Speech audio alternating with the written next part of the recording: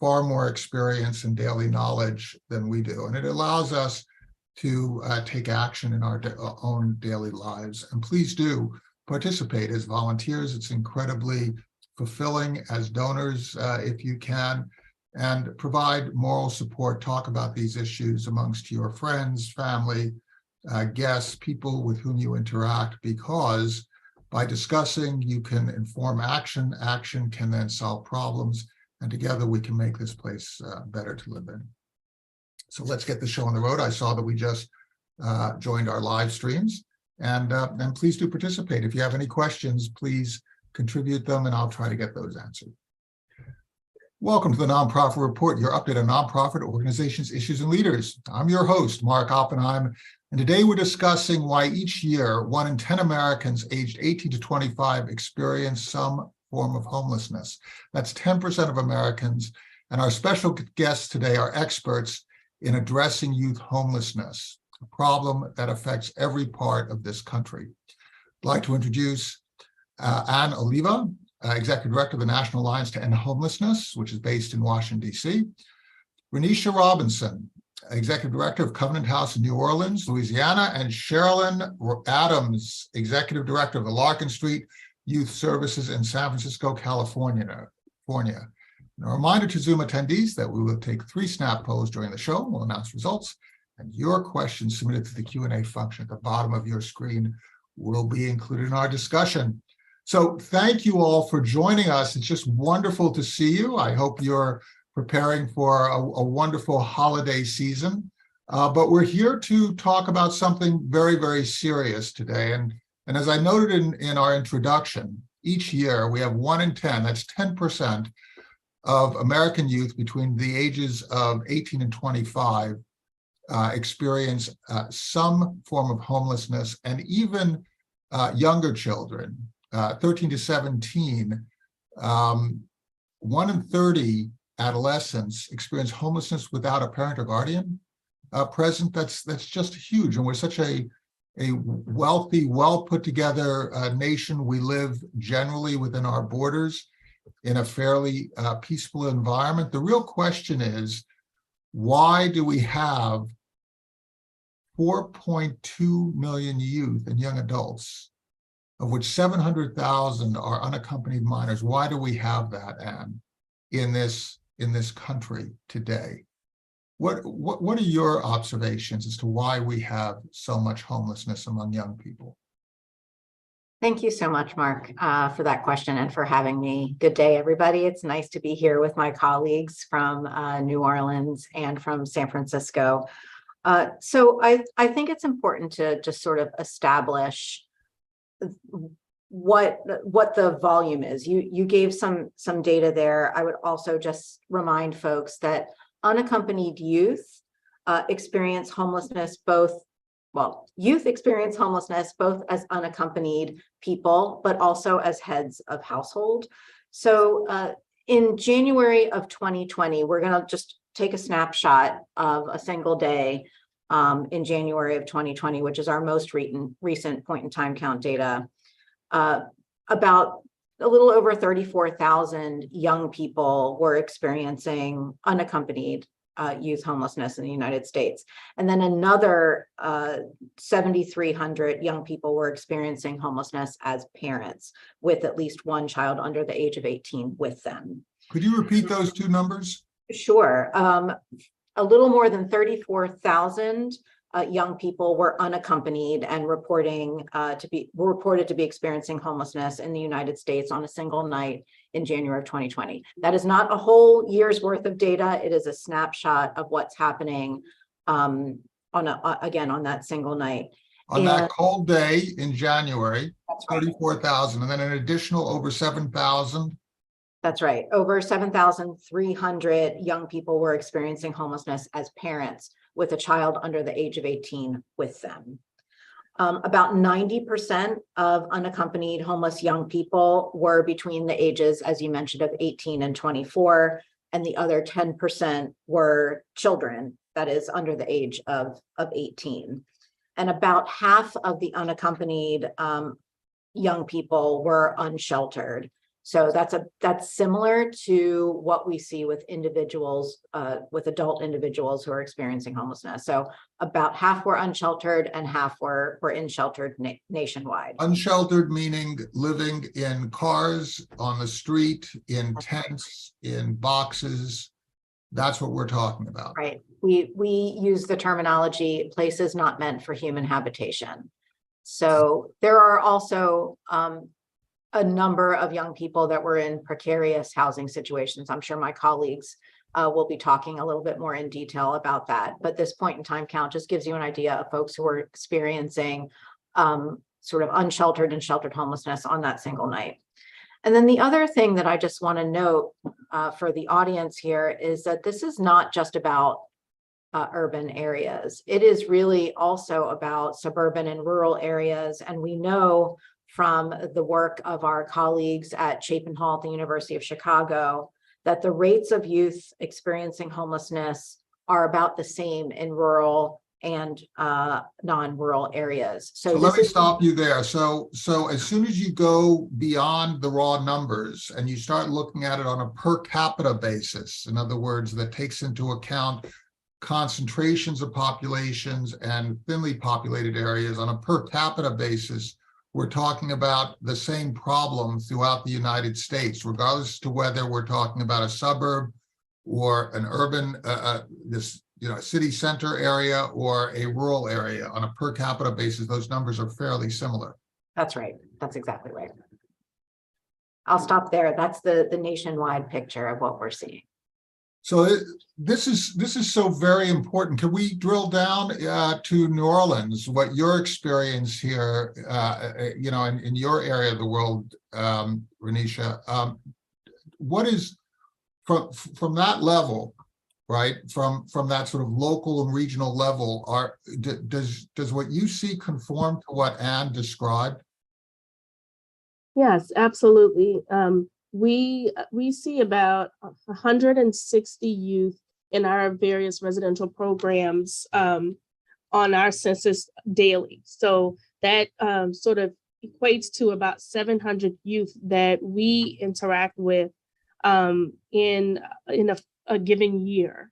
And those are young people that seek our services through our residential programs, whether they're here for a night, just needing basic needs met, a hot shower, a hot meal, or they need more long-term shelter services, transitional services, and other supportive services. We interact with young people on the street, but more commonly, young people are coming into our open intake shelter seeking resources, and they're more likely not unsheltered. They may be couch surfing, they may be living with family member to family member until quite often they reach the age of 18. Maybe they are no longer eligible for services through foster care and they are seeking shelter, or they've kind of run out of the available resources that they may have within their family units. And so they seek services, but most commonly about 85% of the youth that we engage with are seeking some sort of residential support service when they come to our doors. So I think that is very in line with what Anne gave us as the national picture. We're seeing that in our kind of urban metro area, but we also in a place like the South with very few resources, we're seeing youth coming to us from a four-state region. Well, I think that's really also very important, right? When you have a region of the country where systematic support is not so readily available, the places where it is provided, like a city like New Orleans, where the support, even if it's inadequate, is more systematically provided, that becomes a magnet for those people who have no other choice, right? So you end up having in a relatively contained city, you end up having to function as a safety net for a much broader area. And when you're saying area, can we define that a little bit? Is it just Louisiana, or are people coming from out of state also to New Orleans? So people come from all over the country, actually. I think New Orleans is an attractive place for a lot of people. And, more specifically for youth who are seeking our services. New Orleans is very attractive. So we get young people from all over the country. But more commonly, we're getting young people from the metro area, other parts of the state of Louisiana. And we also get young people commonly from Alabama, Arkansas, and Mississippi as well. And Sherilyn, you also have an interesting situation. Like New Orleans, San Francisco also is a tourist town. There's a lot of people who come and go. There's wealth that comes into the city. There are restaurants. There are jobs that can be acquired by people of particular skill sets. But you also have this incredible issue, like in New Orleans, where you have young people living in poverty who are housing insecure, permeating the city. What is your picture from Larkin Street's perspective? Hi all, thank you. Thanks for having us. It's great to see Anne and Rheneisha. It's been a very long time. So thanks for the question. Yeah, I mean, I think partly when we think about young people experiencing homelessness or housing instability, common causes like Anne and Rheneisha highlighted have to do with inadequate support, maybe at home, financial or economic issues for families or others, that there's simply just not a lack of affordability. In San Francisco, obviously, we have high housing costs. We have a highly skilled labor market, making it very difficult to be able to survive in the city or to find and keep housing in the city. So young people might be experiencing homelessness because of abuse or neglect in the home, because of aging out of systems, foster care systems or others, and having inadequate support. We see many young people who just can't make it work financially, right? They just can't get a job that's going to pay for the rent. And of course, we have long-standing issues around structural racism, homophobia, all of which drives youth of color, LGBTQ youth into homelessness at far greater rates than white cisgendered youth. And so I think when we think about sort of the young people we see, which is about 1,500 to 1,600 young people a year, we sleep about 400 to 450 a night in a variety of housing or shelter options. And importantly, young people need housing, but they also need education and employment support and behavioral health support. And they need support around education and all of the things, right? The most common driver, or what correlates most with homelessness for young people, is not having a high school diploma or a GED. And when we think about the impacts of the past several years around the pandemic and school, like what we are seeing and worried about is like who will be our next, who now will experience homelessness if they didn't complete high school and they don't have access into the labor market. So we just asked a question about the root causes. What do you think are the main contributors to youth ending up homeless? And we had, in our responses, the highest response is the challenges of just growing up, of being a young person, peer pressure, rejection by family, and so on. And then we also had two other answers: instability and poverty, lack of jobs, and so on, and then mental health, substance use, various types of behavioral issues. And what do you think is the leading driver of housing insecurity among youth, among young people? The leading driver, if you chose one. That's a tough question to choose one, but Sherilyn sort of touched on this, and it is what I would say is that homelessness amongst young people is not equal among all groups. And that is a result of discrimination, systemic racism, and homophobia and transphobia. Because we know that LGBTQ young adults are more than twice as likely to experience homelessness as their non-LGBTQ peers. And it's intersectional. So a Black LGBTQ young person, especially a male, has the highest rates of homelessness amongst young people experiencing homelessness. So while it's hard to say exactly one thing, and Sherilyn was exactly right about education and the impact of a lack of a high school diploma, I do think that you actually have to look to that intersectional discrimination and racism as the leading factor. Let's take a look at this intersectionality, these various issues that we describe with the ambiguous umbrella of systemic, right?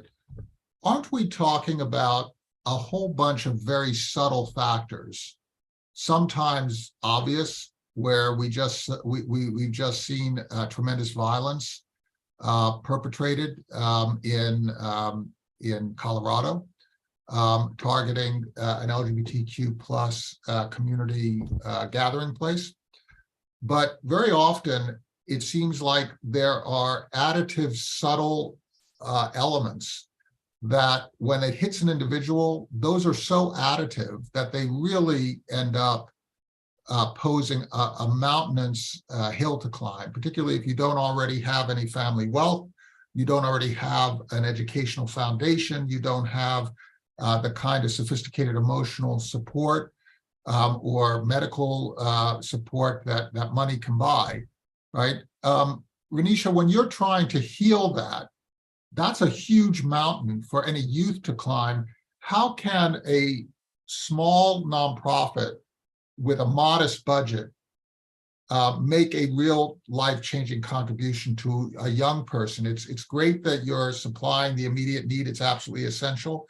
How do you change that? Because, you know, these young people, I don't want to call them kids, they're young adults. They sometimes have children themselves. It's a 10, 20-year journey to that independence. How do you do that? And how do you multiply that by 700 or, you know, 10,000 or 4.2 million?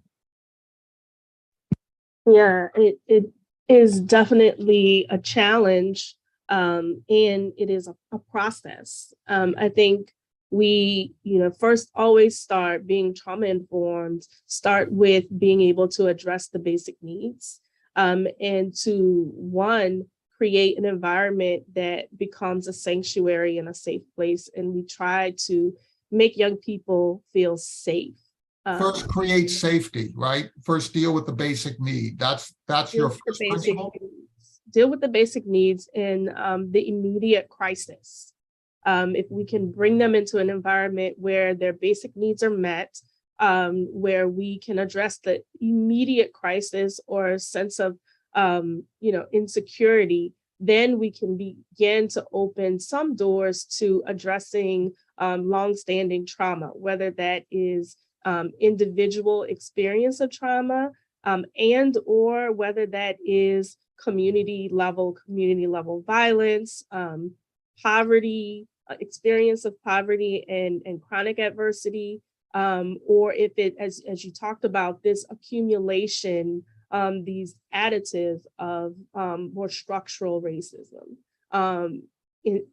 at a societal level, and all of that, right? Because it all is an interplay. I think, as Anne talked about, looking at these intersections and understanding the intersectionality of these young people's lives and how that contributes to their lack of housing, stability, and security. I think that begins to open some doors for us to start the healing process. And with a lot of mental health resources, that's absolutely something that we found is critical to our program, our overall program, and the services that we provide.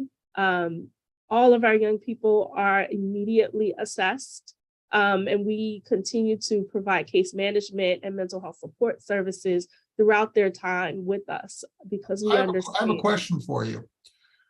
To what extent do you hold the young person themselves accountable for taking charge of their own life? I've heard very often two different views, which I suspect neither of them are correct. One is to foist responsibility on the person itself, particularly if they're adults, and the other is to voice responsibility just on general society. To what extent are you navigating these two extremes, and where do you end up in terms of personal responsibility and the help that you provide? How do you talk about this internal to your environment? And Sherilyn, I'd love to have you also weigh in on this. How do you talk with your clients and amongst your staff about that idea? I think it's a part of it. I think that, certainly we talk a lot about choice and taking responsibility for your future.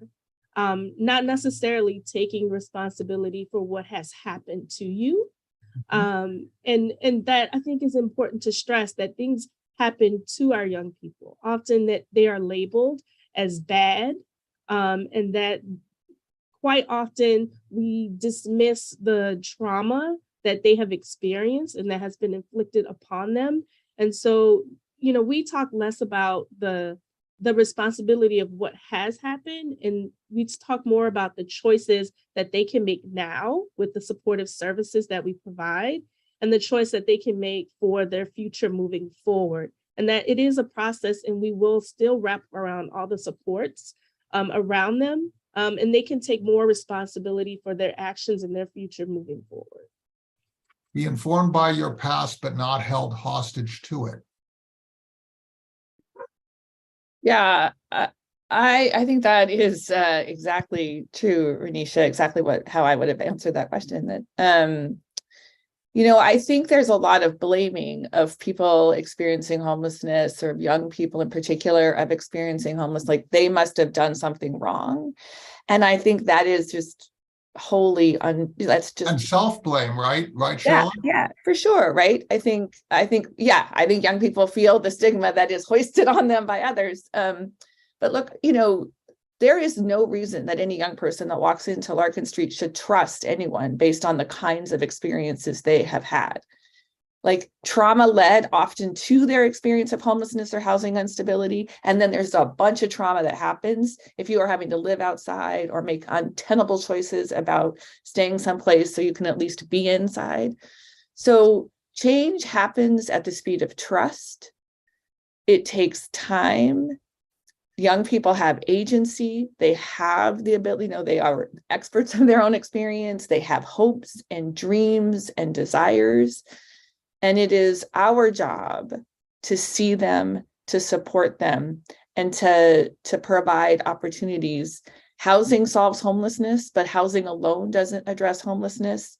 Lots of different kinds of housing for young people, and seeing them as and providing all of the opportunities to build, to gain the skills and tools that they'll need to go on forever to not experience homelessness, right? They need the same things that my kid needs in order to be able to be self-sustaining. And that takes a whole bunch of services, but it also takes somebody seeing them for who they are, believing in their potential and capacity, and trusting them. But they have no reason to trust us initially. How do you navigate this issue of trust? Because when somebody comes in and they've experienced a lot that causes them to distrust. Now, your environment is staffed by people too.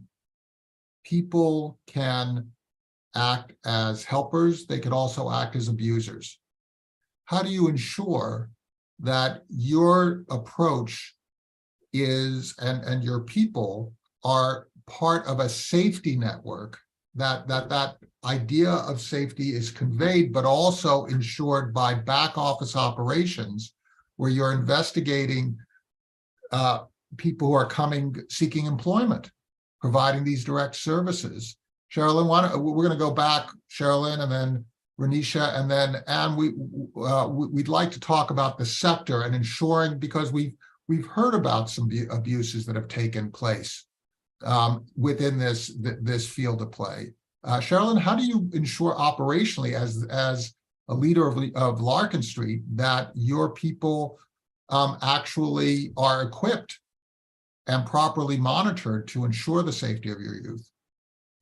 Yeah, thanks. I think, well, a couple of different things, right? We have a pretty rigorous hiring process, and we all do the kinds of interviews and time, like, all about when you're trying to do, everybody on this call might know how we do a background, like not, for some positions, there's a more extensive background check, but really working with folks on hiring, making sure that folks are trained, right? I think it's really important to understand that in this sector, we often have paid really low wages.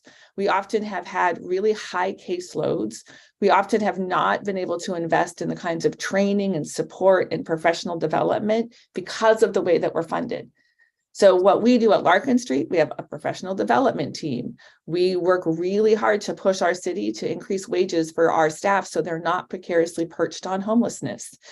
We have a trauma-informed approach.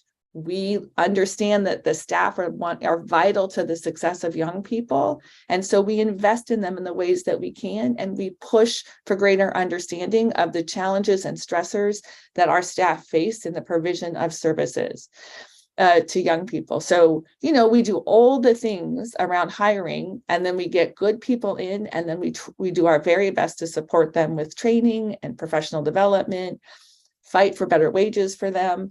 And, we have processes for young people to express to us if things aren't going well, right? Like you can finally, if there's something not working, there's a real transparent process for you to tell us about that so we can address it.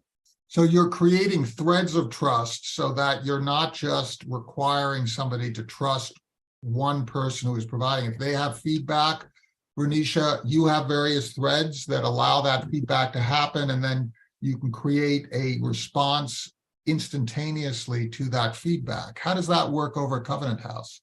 Yeah, absolutely. Everything I think that Sherilyn has outlined, we have in place. Being a part of a sort of federation of Covenant House sites across the US, Central America, and Canada, we also have other resources that other human resources that allow us to add layers of the accountability, right, for our staff to our young people, and for there to be avenues for young people and for other staff to report if there is any abuse of power, discrimination, or any act that is not aligned with the mission and the values of Covenant House as a federation of sites, and also Covenant House New Orleans specifically. And we stay true to that. And when, if there is an incident, that gets immediately reported, and there are channels for young people and staff to report and to make sure that funnels to all of the right people. And you take concerted action, right? I mean, you're not right. Stringing it out. You take concerted action. And we take concerted action. And just to emphasize again, I think the professional development piece and training, that happening on an ongoing basis is critically important, and to make sure that our staff are in tune with trends. So as we learn what's happening in New Orleans and what's happening with respect to youth and housing insecurity across the country, that our staff are in tune with that and are able to develop an organizational response.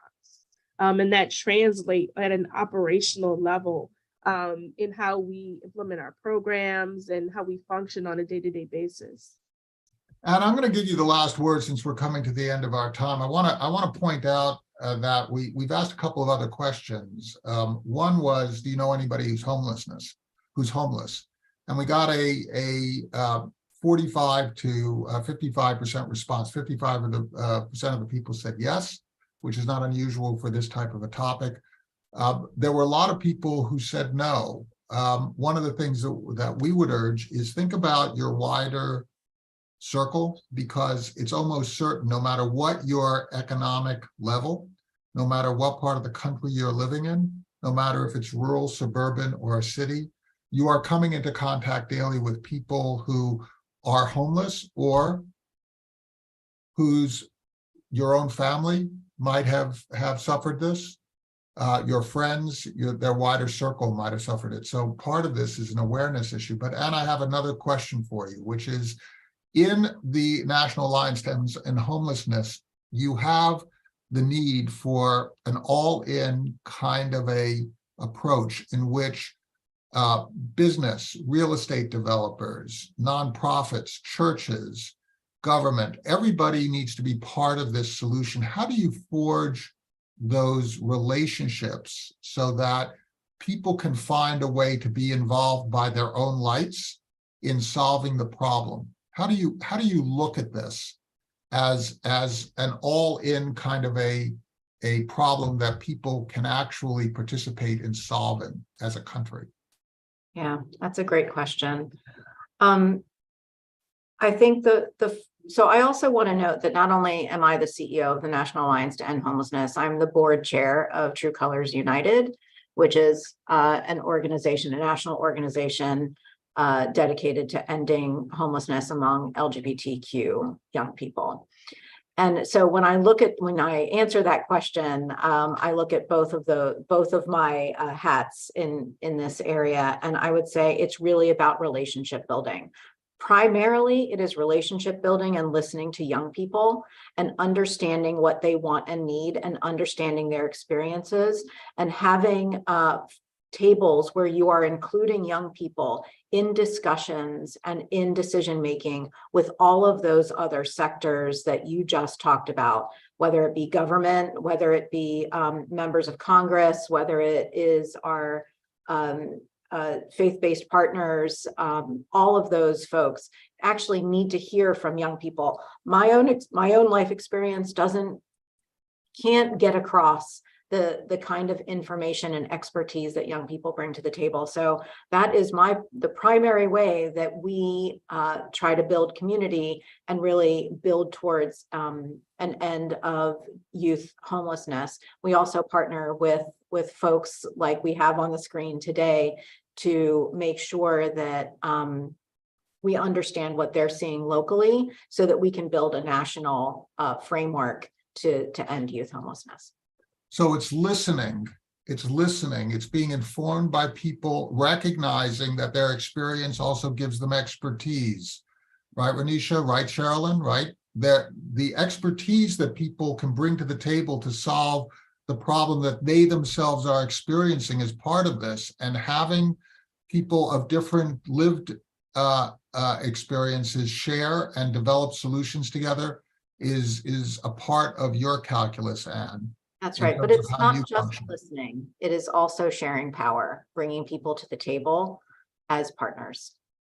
Making the contribution that you can make to solving a problem, a very important idea that we should all be informed by. Anne Oliva, Executive Director of the National Alliance to End Homelessness, Rheneisha Robertson, Executive Director of Covenant House in New Orleans, and Sherilyn Adams, Executive Director of Larkin Street Youth Services in San Francisco. Please thank everyone on your staff, on your boards, your volunteers, your clients who are part of our solution.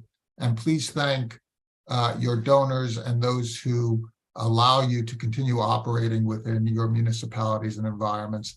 Thank you so much.